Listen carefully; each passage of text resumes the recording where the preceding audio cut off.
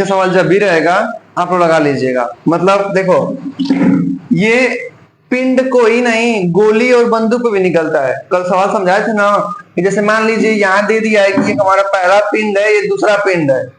तब पहला पिंड 20 किलोग्राम का है और दूसरा पिंड 80 किलोग्राम का है। पहले पिंड का वेग 40 मीटर पर सेकेंड है और दूसरे पिंड का वेग 10 मीटर पर सेकेंड है। अगर ये दोनों एक दूसरे की ओर बढ़ेंगे और तब टकराएंगे सब, तो टक्कर होगा तो आपस में मिल जाएंगे सब।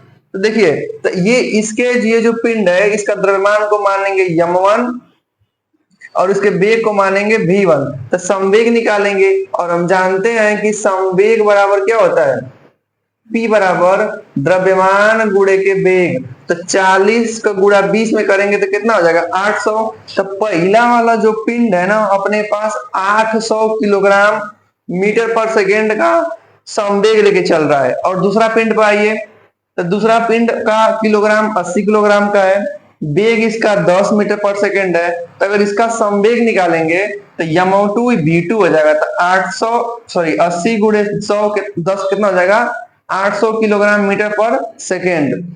अगर ये दोनों आपस में टक्कर से मिलते हैं तो ये वाला पिंड 20 किलो का, ये वाला पिंड 80 किलो का, मिला के 100 किलो का हो जाएंगे सब। तो किस वेग से आगे बढ़ेगा वही वेग आपसे क्या किया है, पूछा हुआ है। तो हम जानते हैं कि टक्कर से पहले का कुल संवेग बराबर होता है टक्कर के बाद के कुल संवेग का। तो पहले का संवेग P1 P2 और 800 प्लस 800। अब आप देख रहे हो यहाँ पे माइनस किए हैं, क्यों? क्योंकि यह एक दूसरे के विपरीत है, इसलिए भी की जगह माइनस लगा देंगे। तो 800 में से 8 हो जाएगा तो 0 ना हो जाएगा, और ये 100 हो जाएगा प्लस v3। तो जब ये 0 हो गया तो 100 इधर भेजेंगे तो 0 हो जाएगा, अर्थात v3 का मान कितना हो गया, 0। अर्थात वह पिंड क्या रहेगा, स्थिर रहेगा। क्या रहेगा, स्थिर रहेगा। चलिए इस पे और कुछ सवाल को हम लगाते हैं। तो संवेग परिवर्तन के दर को त्वरण कहते हैं, क्योंकि हम जानते हैं कि F बराबर T अपन डेल्टा T। तब P को हम क्या जानते हैं, P बराबर हम बताए ना, P बराबर mv। तो mv डेल्टा T, देखा ऊपर वेग है और नीचे समय है। तो वेग और समय किसको दिखाता है, त्वरण को। आप यहाँ निश्चित रूप से देख पा रहे हो कि बल बराबर द्रव्यमान गुणे के त्वरण। तो इसी बतिया को घुमा के भी लिख देंगे तो आप लोग को पता होना चाहिए कि वेग, देखो अगर कहेंगे, दो चीज याद रखो, अगर कहेंगे संवेग परिवर्तन की दर, संवेग परिवर्तन की दर को क्या कहेंगे, बल कहेंगे। क्या कहेंगे, बल। क्योंकि अभी सूत्र दिखा दिए हैं, यही कह देगा कि वेग परिवर्तन की दर। तो वेग परिवर्तन की दर को त्वरण कहते हैं। क्या कहते हैं, त्वरण। इसका सूत्र होता है कि F बराबर ma, इसका सूत्र होता है A बराबर v minus you upon delta T. तो ये जो t है किससे आया है, A। आप लिख सकते हैं ना यम A बराबर v अपन डेल्टा टी। देखिए यही तो है वेग परिवर्तन, समझा गया। इसी को क्या कर सकते हैं, यम v को p लिख सकते हैं। आप दोनों बातों को नोट कर लीजिए कहीं स्टार बना के, कि संवेग परिवर्तन के दर को बल कहते हैं और वेग परिवर्तन के दर को त्वरण कहते हैं। संवेग का मात्रक होता है किलोग्राम मीटर पर सेकेंड और वेग का मात्रक होता है मीटर पर सेकेंड। लिखिए, फिर हम लोग आगे चलते हैं, आवेग को पढ़ते हैं और उस पर आधारित सवाल लगाते हैं। अगर अब हम लोग पढ़ेंगे आवेग के बारे में, आवेग को हम इंपल्स बोलते हैं। आवेग बराबर क्या होता है, तो बल गुणे समय अंतराल। आवेग को I से दिखाते हैं, I बराबर F into delta T. Delta T का मतलब समय अंतराल। अब देखिए, जितना अगर डेल्टा टी मतलब सूक्ष्म समय अंतराल रहेगा तो बल ज्यादा लगेगा, और बल अगर समय ज्यादा लगाएंगे तो बल कम। समझ में आ रहा है ना। अगर मान लीजिए F को भेजेंगे तो F इधर आकर नीचे चला जाएगा, तो जब F नीचे आएगा तो ये एक दूसरे के क्या होते हैं, व्युत्क्रमानुपाती। समय को अगर आप बढ़ाएंगे कोई चीज में तो बल कम लगेगा, अगर समय को घटाएंगे तो बल ज्यादा लगेगा। अगर किसी को मान लीजिए मारना है, आपको डंडे से मारेंगे, खूब धीरे से मारेंगे उसको, अर्थात वहां से उस व्यक्ति के संपर्क में जो डंडा आ रहा है समय बढ़ रहा है। क्या हो रहा है, तो जब समय यहाँ से ऐसे ज्यादा समय लगा तो जब समय बढ़ेगा अर्थात समय ज्यादा लगेगा तो बल कम लगेगा। अब तुरंत समय तुरंत देखो एकदम सेकेंडों में काम करना होगा तो समय कम लगाएंगे तो बल ज्यादा लगेगा। आइए जानते हैं आवेग का परिभाषा की अधिक मान का बल कम समय के लिए लगाया जाए तो बल और समय अंतराल के गुणनफल को क्या कहते हैं? आवेग। देखा, बल और समय अंतराल के गुणनफल क्या कहते हैं? आवेग। आवेग का मात्रक क्या होता है? देखिए, बल का मात्रक न्यूटन, समय अंतराल का मात्रक सेकेंड, तो न्यूटन सेकेंड कहेगा तो किसका मात्रक? आवेग का मात्रक। या न्यूटन का मात्रक होता है किलोग्राम मीटर प्रति सेकेंड स्क्वायर और समय का मात्रक सेकेंड, तो नीचे सेकेंड स्क्वायर है, ये एगो सेकेंड है तो स्क्वायर वाला एगो एगो काट देगा ना, इसको एक ही बचेगा, मतलब नीचे दो गो सेकेंड सेकेंड है तो एगो सेकेंड से एगो सेकेंड कट जाएगा, एक ही सेकंड बचेगा। तो इसका क्या मतलब होगा? तो किलोग्राम मीटर प्रति सेकेंड, तो किलोग्राम मीटर प्रति सेकेंड। अच्छा, संवेग का मात्रा क्या होता है? ये होता है किलोग्राम मीटर प्रति सेकेंड। संवेग p बराबर यम भी, तो यम का मात्रक किलोग्राम, भी का मात्रक मीटर प्रति सेकेंड। तो आवेग और संवेग का मात्रक क्या होता है? समान होता है। अब ये जानते हैं कि आवेग कैसा राशि है? तो आवेग एक सदिश राशि है। कैसा है? हम आपको बताया था ना कि जितना भी राशियां होंगी अगर उसमें 99 से 98% तक अगर बीच में चाहे कहीं भी वह आ रहा होगा तो वो कौन सी राशि होगी? सदिश। जैसे त्वरण ले लीजिए, संवेग ले लीजिए, आवेग ले लीजिए, विस्थापन ले लीजिए, त्वरण ले लीजिए, बल ले लीजिए। ये सब देखिए, सब में वो चाहे वो आ रहा है कि नहीं आ रहा है, तो याद रखने का वो तरीका भी है कि जिसमें वो आता है वो क्या होता है? सदिश राशि। अच्छा, व्यवहारिक उदाहरण हम कहाँ कहाँ देखते हैं? संवेग हम कहाँ कहाँ अप्लाई होते हुए देखते हैं? तो पहला हम देखते हैं कि चीनी मिट्टी के बर्तन को पैक करते समय कागज चाहे घास फूस डाल देते हैं। क्यों? क्योंकि इसमें लीजिए ये हमारा बाहर का पैकेट है और यहाँ चीनी मिट्टी का बर्तन है, अगर बीच में अगर कुछ नहीं रहेगा तो इसको मारेंगे तो ये तुरंत एकांक समय में इसको टच करेगा, क्षणिक समय में, तो ये खराब हो सकता है। लेकिन अगर बीच में कुछ गैप है और उस गैप को भरने के लिए कागज डाल दे चाहे घास फूस कुछ भी डाल दे तो वो क्या करेगा? अगर अब इस पे यहाँ से कोई अगर बल लगाता है तो यहां तक पहुंचने के लिए इसको समय लगेगा। क्या लगेगा? और जब समय बढ़ेगा तो बल, धावक को अचानक न रुकने की सलाह दी जाती है, कुछ आगे चलने की सलाह दी जाती है। मतलब अगर एक बाइक रेस चालू हो गया है तो अब कोई मान लीजिए बाउंड्री लाइन को क्रॉस कर दिया तो तुरंत दौड़ने के बाद अचानक कैसे रुकना जाता है? दोनों गोड़ खड़ा करके क्या करते हैं? आगे कुछ कदम तक बढ़ाते हैं, ताकि कदम बढ़ाते रहेंगे तो समय बढ़ेगा आपका, तो बल कम लगेगा, आप गिरे उड़ेंगे नहीं। रेलगाड़ी के डब्बों को जोड़ते समय बीच में सॉकर का उपयोग करते हैं। किसका? सॉकर। अंग्रेजी में बफर बोलते हैं इसको, बम्फर भी कहते हैं। देखेंगे तो रेलगाड़ी जब दो डब्बा जुड़ता है नयका वाला, जैसे मान लीजिए ये एक डब्बा हो गया, ये आगे है, ये जा रहा है, ठीक है, तो बीच में जब इसको जोड़ना होगा तो यहाँ पे देखेंगे तो ऐसे बाहर की तरफ रबड़ टाइप निकला होता है, देखिए वो लोग रबड़ होता है। क्यों? अगर अचानक ये वाला डब्बा में ब्रेक रख के रुके तो ये उसको धक्का ना दे, यहां से यहां तक रुकने में जो बीच में रबड़ लगे हुए हैं इसके समय को बढ़ाएं, और जब समय बढ़ता है तो बल कम लगता है। कोई दिक्कत? तो आज हम लोग संवेग पढ़ लिए, आवेग पढ़ लिए, अब एक टॉपिक और बचता है संवेग और आवेग में संबंध। डालिए, संवेग और आवेग में संबंध। चलिए शुरू करते हैं। आपसे सवाल दिया है दो आपको लगाने के लिए, दोनों दो सूत्र पे है। आवेग पे संवेग के बीच में संबंध लगाना। देखिए पहला सवाल पढ़ते हैं कि 4 किलोग्राम द्रव्यमान की वस्तु में 5 मीटर पर सेकेंड वेग परिवर्तन करने के लिए आवश्यक आवेग का मान बताइए। किसका मान? तो अभी आप आवेग पढ़े हैं, क्या पढ़े हैं? आवेग बराबर बल गुणे समय अंतराल, पढ़े कि नहीं? बल गुणे समय अंतराल। अब एक और ही पढ़ा है, आवेग बराबर क्या? एक और पढ़ा है, आवेग बराबर डेल्टा पी, पता है? डेल्टा पी को ही हम लिख सकते हैं द्रव्यमान गुणे वेग परिवर्तन। ठीक। अच्छा, तो अब बताइए कि दोनों में से किस पे सवाल लगेगा?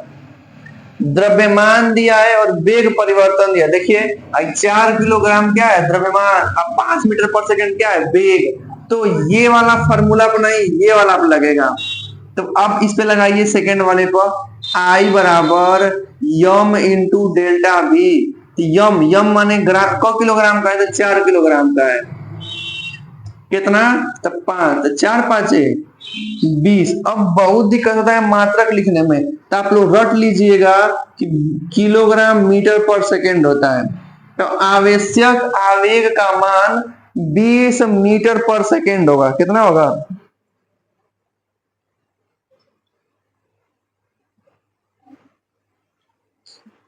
20 किलोग्राम मीटर पर सेकेंड। कोई दिक्कत ना ना? आगे चलें।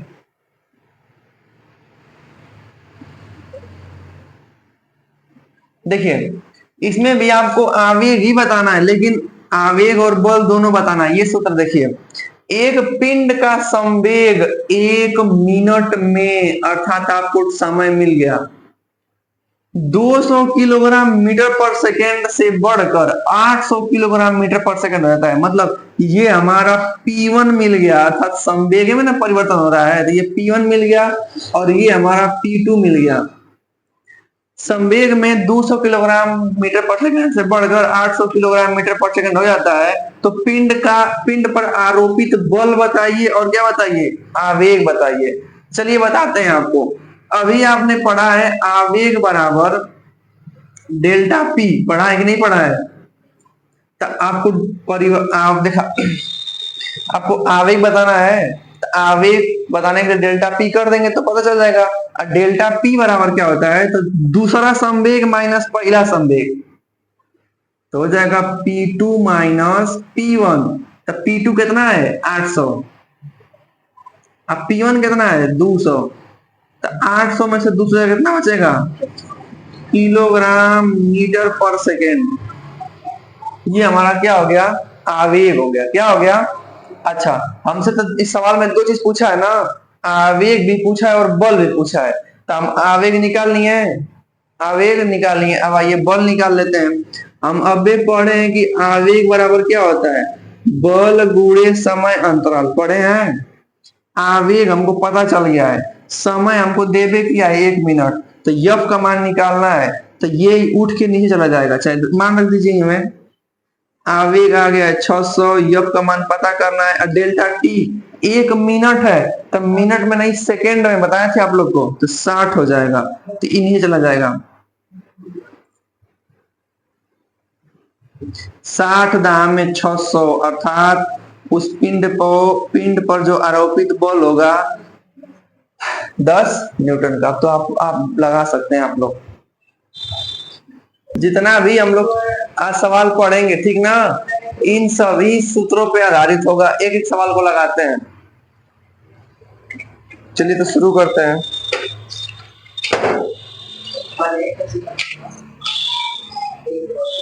लिखिए सवाल और आगे लिखिए।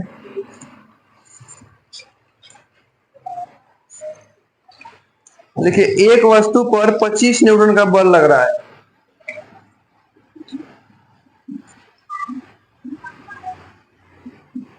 वस्तु पर 25 न्यूटन का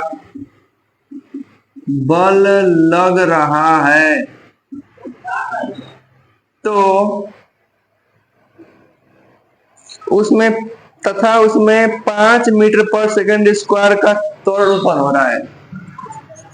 इसमें 5 मीटर पर सेकेंड स्क्वायर का त्वरण उत्पन्न हो रहा है। आपसे ना इस वस्तु का द्रव्यमान पूछा है, तो वस्तु का द्रव्यमान बताओ। हाँ ठीक है। अच्छा देखिए, हम 1 2 3 4 को सूत्र लिखे हैं। पहला सूत्र है कि बल बराबर द्रव्यमान गुणे के त्वरण। दूसरा है कि संवेग बराबर द्रव्यमान गुणे वेग। तीसरा है कि बल बराबर संवेग परिवर्तन बटा में समय अंतराल। चौथा है कि आवेग बराबर डेल्टा टी डेल्टा पी, या आवेग बराबर एक और सूत्र होता है, आवेग बराबर बल गुणे समय अंतराल। तो देखिए इसमें क्या क्या दिया हुआ है, इसमें न्यूटन अर्थात बल F का मान दे दिया है 25 न्यूटन, और आपको त्वरण दे दिया है 5 मीटर पर सेकेंड स्क्वायर, 5 मीटर पर सेकेंड स्क्वायर। आपसे इसमें द्रव्यमान का मान पूछ रहा है। तो देखिए एफ ए एम किसमें है, एफ ए एम पहला वाला में है, तो सूत्र लग जाएगा एफ बराबर एम इंटू ए।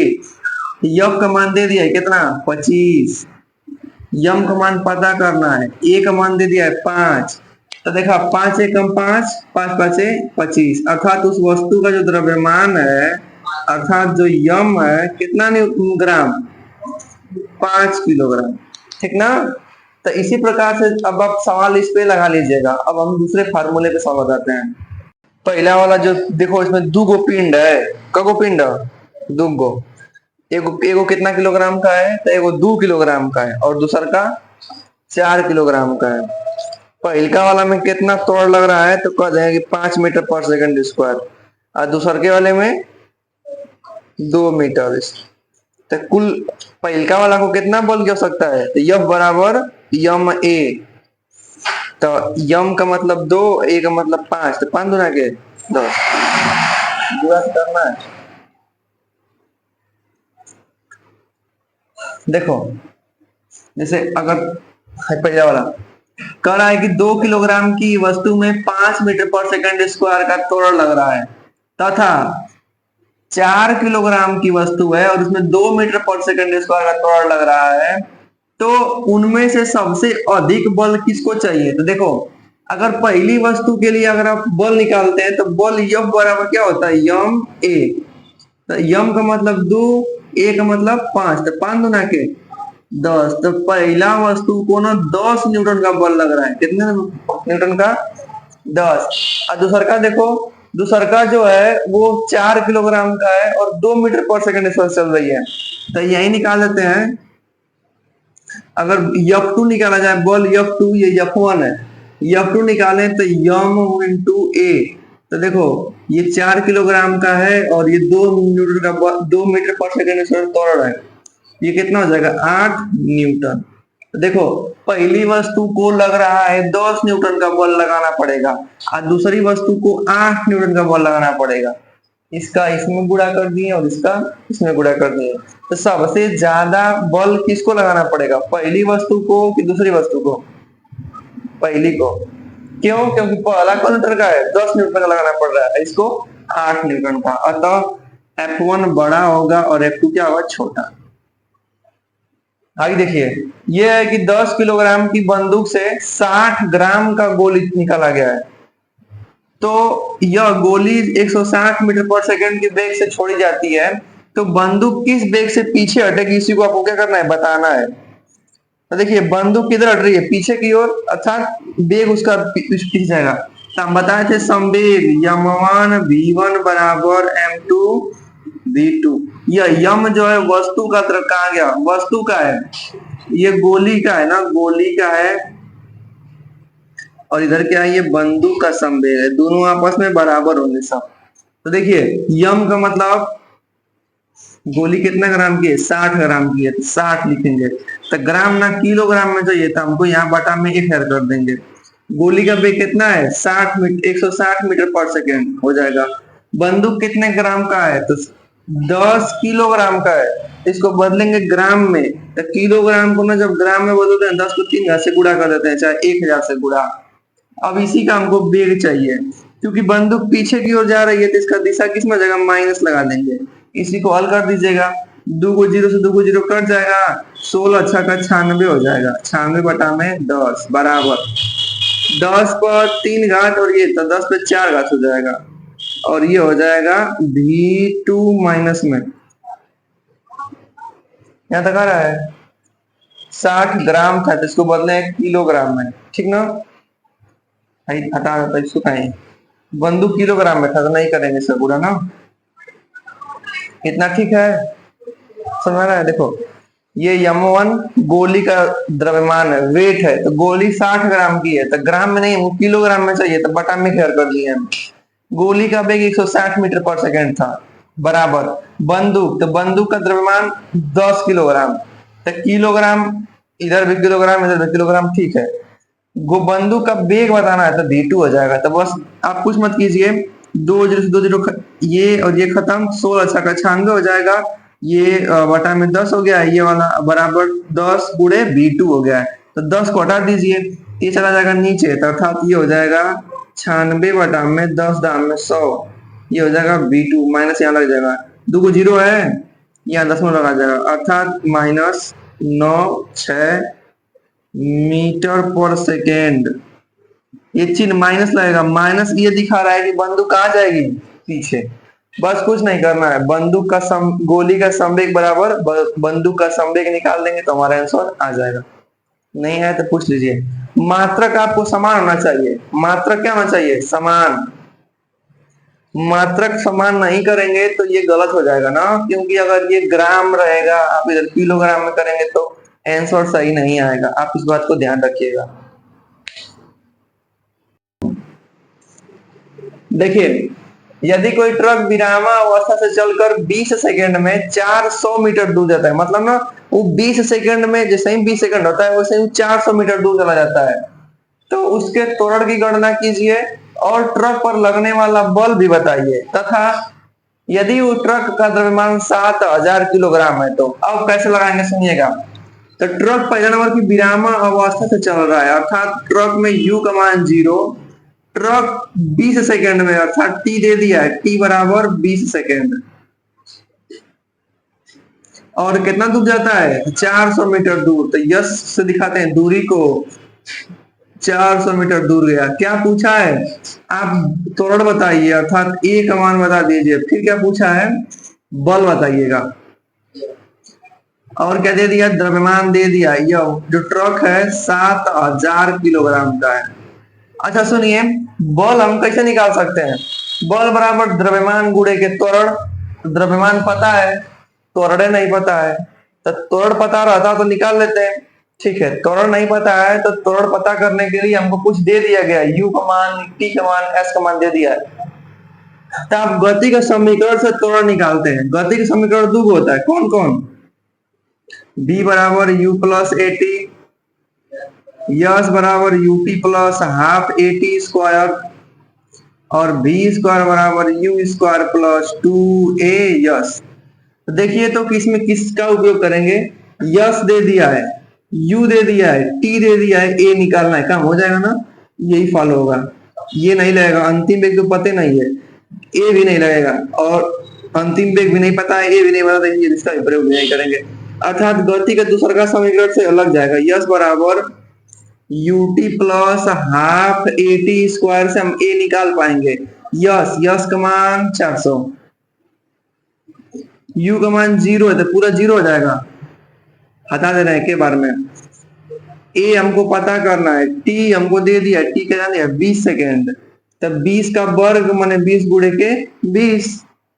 अच्छा ध्यान दीजिए, हम काट रहे हैं, देखा लोग, हम एक बैग काटेंगे, हाँ देखा 20 20 400 होगा, 400 खत्म, आई 2 यहाँ चला जाएगा, तो A बराबर 2 मीटर पर सेकेंड है सर। किसी को दिक्कत, जैसे जब ना बराबर होता है बीच में तो ऊपर का ऊपर कट जाता है, तो 20 का वर्ग 400, तो ये 400 देख के बार में खत्म कर दो, तो A का मान कितना आ जाएगा 2, आई 2 यहाँ चल जी, एक यहाँ बचा ना, एक तो एक पूरा करें तो हो जाएगा। जब A का मान आ गया कितना 2 मीटर पर सेकेंड स्क्वायर, अब हम ट्रक पर लगने वाला बल निकाल पाए कि नहीं, बल बराबर द्रव्यमान गुणे के त्वरण, 7000, हाँ 7000 गुणे 2 अर्थात 14000 न्यूटन। कितना आसान सवाल था, बस इसमें गति का समीकरण फॉलो कर देना था और आपको उत्तर लिया लेना था। सुन लीजिएगा, यहाँ पे हम आपको कुछ बहुविकल्पी प्रश्न दिए हुए हैं जो आपको परीक्षा में देखने को मिल जाएगा, ठीक है। पहला प्रश्न है कि बल कौन सी राशि है, आज चैप्टर खत्म। बल कौन सी राशि है, देखिए राशि दो को बताए हैं, एक सदिश और एक है अदिश। तो सदिश राशि जिसमें दिशा भी हो और परिमाण भी हो, तो बल कैसा है, सदिश है, क्योंकि परिमाण और दिशा दोनों होता है। दूसरा है कि जड़त्व का नियम किस नियम को कहते हैं, तो गति के न्यूटन के प्रथम नियम को, किसको, प्रथम नियम को। अच्छा, बल की परिभाषा किस नियम से पता चलता है, दूसरा नियम से ना। क्रिया प्रतिक्रिया का नियम तीसरा नियम है। जब एक वस्तु त्वरित होती है तो अच्छा, किसी वस्तु कोई चीज है उसमें लगातार उसको वो हमेशा त्वरण में, किसमें है, त्वरण में, तो उसके वेग में हमेशा वृद्धि होगी, क्या होगी, वृद्धि। तो लिखेंगे कि जब त्वरित होगी तो वेग में हमेशा वृद्धि होगी, क्या होगी, वृद्धि होगी, वृद्धि होगी। जैसे आपको समझा दें, कह देंगे ना कि किसी वस्तु के अंदर ना 2 मीटर पर सेकेंड स्क्वायर का त्वरण लग रहा है। अगर मान लीजिए वह वस्तु 4 मीटर पर सेकेंड से चल रही है, कितने सेकेंड से, तो अगला सेकंड में 8 मीटर पर सेकंड का हो जाएगी, अगला सेकंड में 16 मीटर पर सेकंड इस पर का हो जाएगी। तो त्वरण लग रहा है तब ना इसका वेग परिवर्तित हो रहा है। तो त्वरण का मतलब जिस वस्तु में त्वरण लगता है उस वस्तु का वेग हमेशा बढ़ता है। जैसे गाड़ी का एक्सेलरेटर लेते हैं तो वेग बढ़ता है ना, तो बिना, अगर त्वरण 0 हो जाएगा तो वेग एकदम एक समान चलेगा, ठीक। जैसे मान लीजिए अगर आपका गाड़ी का काटा 40 पे चल रहा है, तो जब आपके वेग में परिवर्तन हो ही नहीं रहा है तो न मंदन होगा न त्वरण होगा, त्वरण उसमें क्या हो जाएगा, 0। अगर आपका वेग घट रहा है, माने कांटा 40 से नीचे आ रहा है, तो आपकी जब गति कम होगी तथा त्वरण भी कम होगा। अगर आपके अंदर त्वरण उत्पन्न हो रहा है गाड़ी में, तो आपकी वेग में लगातार वृद्धि होगा। संवेग में परिवर्तन की दर को क्या कहते हैं, बल, क्या कहते हैं, क्योंकि बल बराबर डेल्टा पी अपान डेल्टा टी। अच्छा, चौथा बोला गया है, जब बस अचानक चलती है तो यात्री कहाँ गिरते हैं, पीछे की ओर। कौन सा नियम है, पीछे की ओर। अरे रे देखा, जब अगर बस रुकी हुई है, अचानक चलने लगे, तो हमारा शरीर का निचला हिस्सा तो चलने चालू हो जाएगा, लेकिन पिछवा हिस्सा क्या रुका रहेगा, और रुकने की वजह से पीछे की ओर झुक जाएगा। कहाँ झुक जाएगा, तो कहाँ यात्री झुकेंगे, पीछे की ओर झुकेंगे। अच्छा, अचानक रुक जाए तब क्या होंगे, आगे की ओर झुकेंगे। ये गति विषय के प्रथम नियम से। संवेग परिवर्तन की दर को क्या कहते हैं, बल। आप खाली पूछ रहे हैं संवेग परिवर्तन को क्या कहते हैं, आवेग कहते हैं, क्या कहते हैं, इस बात को याद रखिएगा। जब संवेग परिवर्तन की दरों जोड़ देगा तो कहेंगे कि बल, और संवेग परिवर्तन क्या कहता है, आवेग। इसको लिख लीजिएगा। एक मोटरसाइकिल और एक रेलगाड़ी में किसका जड़त्व अधिक होगा, रेलगाड़ी का, क्योंकि जो जड़त्व होता है, जड़त्व वो द्रव्यमान पर डिपेंड करता है, किस पे। इसका मतलब क्या हुआ कि अगर जिसका द्रव्यमान ज्यादा होगा उसका जड़त्व ज्यादा होगा, तो ऑब्वियसली सी बात है कि रेलगाड़ी का द्रव्यमान ज्यादा होता है, तो जड़त्व किसका अधिक होगा, तो कह देंगे कि रेलगाड़ी का। किसका, रेलगाड़ी का। एक गतिशील पिंड का वेग आधा कर दिया जाए तो संवेग क्या होगा। अच्छा सुनिए, संवेग बराबर सूत्र क्या होता है, P बराबर mv होता है। अगर मान लीजिए इसका हम आधा कर दें, वेग को क्या कर दें, आधा कर दें, कर दिए, देखा, तो ये वाला इतना बराबर P लिख सकते हैं हम।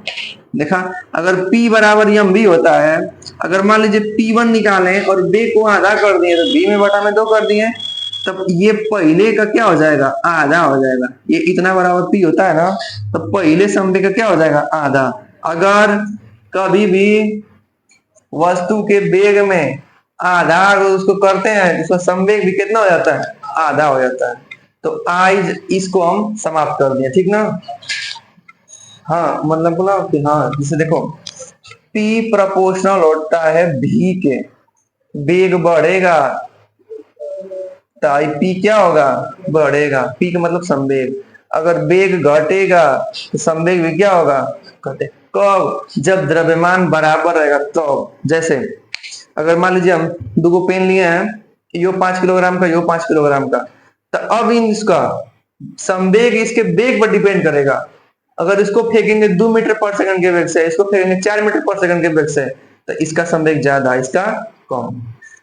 तो जब यम निश्चित रहेगा दोनों का, माने बराबर रहेगा, तो जितना वेग होगा उसी के हिसाब से संवेग बढ़ेगा, ठीक ना। आज जिसका भौतिक कर नहीं खत्म।